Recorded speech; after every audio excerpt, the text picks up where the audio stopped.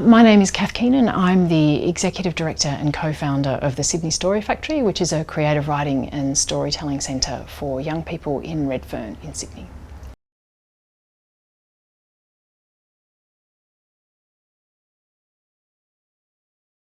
Yes, I did. So I was a very shy kid and I was very quiet, and I kind of felt that I wasn't seen very much a lot of the time. And I grew up in Perth, and everyone was really great at sport and I was really, really bad at sport. And so I always felt a little bit left out, or a little bit, I don't know, just that it was not really my place, that I didn't entirely belong.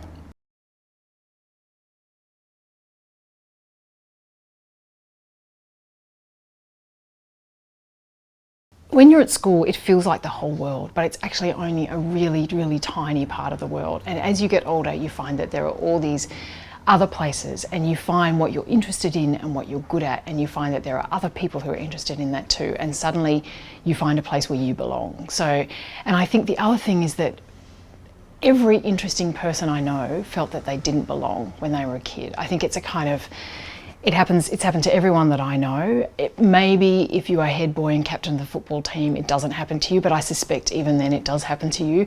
And everyone feels at a certain time in their life that they don't belong. And that's not a bad thing, because it gives you understanding, it gives you empathy, and it makes you think about the world. It means that you think about the world and the people around you and how you fit in. And I think it's a good thing, and it will make your life better. And as you get older, you will have sympathy for people like that, and you'll be a better person.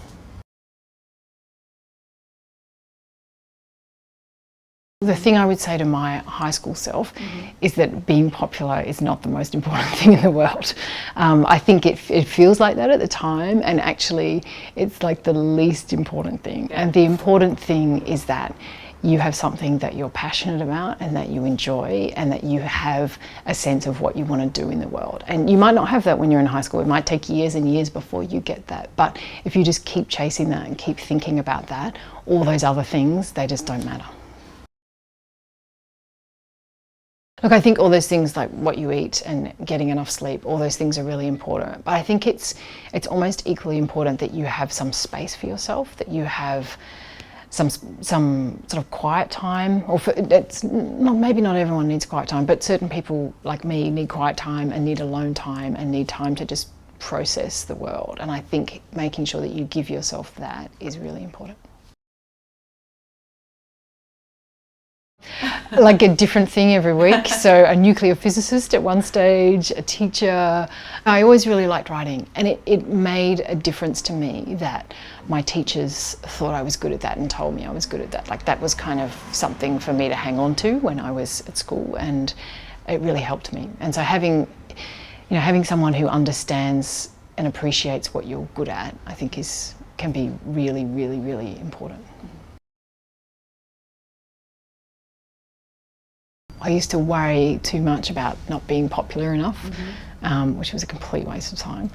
And I just used to worry that I would not find a place where I felt entirely like I belonged. And that also was a complete waste of time, because I did. Yeah, totally. I remember those nuclear war films, when I was at primary school, and I remember being really scared about that. I'm really scared that the world would end. And I also really remember, it's not really a worry, but I really remember a science lesson where they explained just how vast the universe was and how extremely tiny we were within it. And that's always stuck with me. I think that really, as a child, I think you can kind of think like the world is you, and all of a sudden it was like, actually, you know what, it's not at all. And that's kind of a good thing to remember, I think. The thing that I say to myself when I'm worried, when I'm sort of uncertain about something, or I'm kind of worried about it, or I feel anxious and I have to go into a situation where I'm not sure what to do, is I remind myself to be my best version of myself, and to kind of think about, when you look back on this, how would you like to have behaved, and do it.